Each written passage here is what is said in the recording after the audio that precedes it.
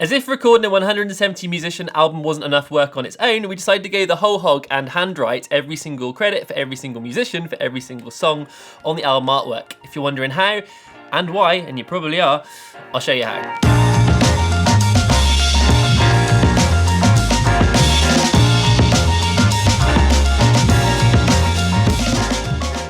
Hello and welcome to vlog 31. So yeah, I decided pretty last minute that I wanted to handwrite all of the credits. It just feels a lot more personal writing each and every single name rather than just choosing a font, for this project at least. But with 170 musicians and those guys and gals are on a few songs each as well, there's a lot of work to do, but it's the most fun. Anyway, I thought I'd give you a little glimpse into the sweatshop that is the Andy B in the World artwork thing.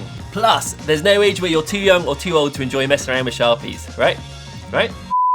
So whilst a lot of the lyrics were handwritten, be it collected on travels or sent in as photos, the outside artwork wasn't. So we made the decision to handwrite absolutely everything that was written inside the booklet itself. So I had to start with all of the song titles. So decided to write them all out by hand, one by one in different colours using Sharpie, of course, my favourite implement. And then once that was done and they were all kind of like looking similar, just ripped them out into their own little sections. Didn't want to do a kind of computer paper rip, wanted to do a real paper rip. So I chuffed with that. And then we moved on to the people who were playing on each song. So all of the 172 musicians here are written out one by one with what they did per song.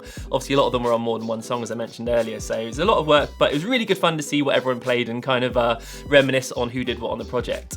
Then took it all downstairs and separated everything out into its individual groups per song.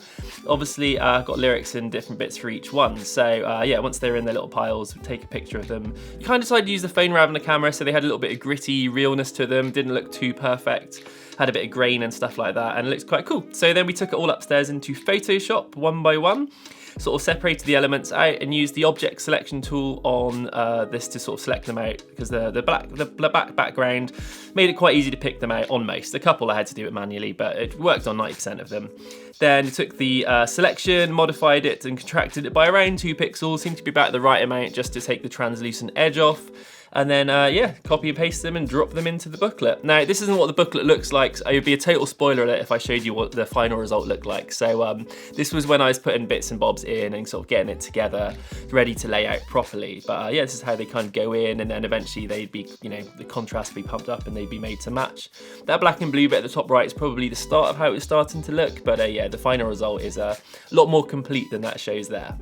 There's a lot of the project's collective heart and soul in that booklet, and mine too as well. Not just through the handwriting, but through photos of the travel, people's recording sessions, just everyone involved. So I'm really stoked for you all to see it when it's finished and when it's out, which takes us on to the release itself. So in last week's vlog, I promised you a release date and I'm here to deliver. So 17th of January is our magic date. I'll go into a little bit more detail about the ins and outs in a week or two, but I'll give you one little spoiler alert in the meantime. The vinyl will come in 2 versions, a normal and also a limited collector's, and the limited collector's has something to do with George. Anyway, the week this vlog comes out in takes us up to December 25th. So all that's really left is to say, hope you have a great Christmas. Or as good a one you can have, given everything that's going on with COVID and everything. And I'll catch you on the other side. So thank you so much for being here, as always.